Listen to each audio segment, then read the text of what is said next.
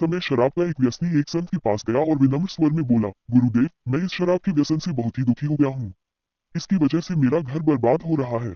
मेरे बच्चे भूखे मर रहे हैं, किंतु मैं शराब के बगैर नहीं रह पाता। मेरे घर की शांति नष्ट हो गई है। कृपया आप मुझे कोई सरल उपाय बताएं, जिससे मैं अपने घर की शांति फिर से पा सकूं। गुरुदेव ने कहा, जब इस व्यसन से तुमको इतना नुकसान होता है, तो तुम इसे छोड़ क्यों नहीं देते?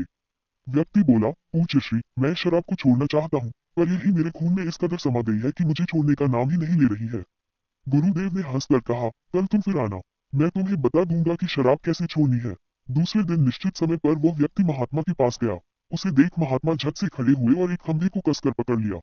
जब उस व्यक्ति ने महात्मा को इस दशा में देखा, तो कुछ समय तो वह मौन खड़ा रहा, पर जब काफी देर बाद भी महात्मा जी ने खंभे को नहीं छोड़ा, तो उससे रहा नहीं गया और पूछ बैठा कि गुरुदेव, आपने व्यर्थ इस खंभे को क्यों पकड़ रखा है? गुरुदेव बोले, वत्स, मैंने इस खंभे को नहीं पकड़ा है, ये खंभा मेरे शरीर को पकड़े हुए है। मैं चाहता हूँ कि यह मुझे छोड़ दे, किंतु ये तो मुझे छोड़ ही नहीं रहा है। उस व्यक्ति को अचंभा हुआ। वह बोला, गुरुदेव, मैं शराब जरूर पीता हूँ, मगर मूर्ख नहीं हूँ। आपने ही जानबूझकर इस खंभे को कसकर पकड़ रखा है। ये तो निर्जीव है, यह आपको क्या पकड़ेगी? यदि आप दृढ़ संकल्प कर ले, तो इसी वक्त इसको छोड़ सकते हैं।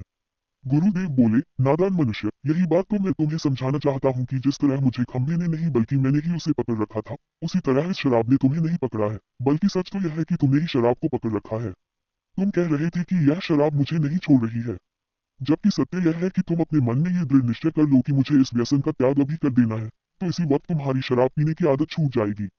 शरीर की हर क्रिया मन के द्वारा नियंत्रित होती है और मन में जैसी इच्छा शक्ति प्रबल होती है, वैसा ही कार्य सफल होता है।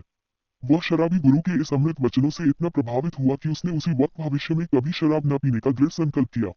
उसके घर में खुशियां लौट आईं और वह शांति से जीवन यापन करने लगा। इस तरह हमें शिक्षा मिलती है कि जीवन में कोई भी व्यसन ऐसा नहीं है जिसे एक बार ग्रहण किए जाने के बाद छोड़ा ना जा सके। अगर मनुष्य चाहे तो बड़ी से बड़ी बुराई का त्याग कर सकता है।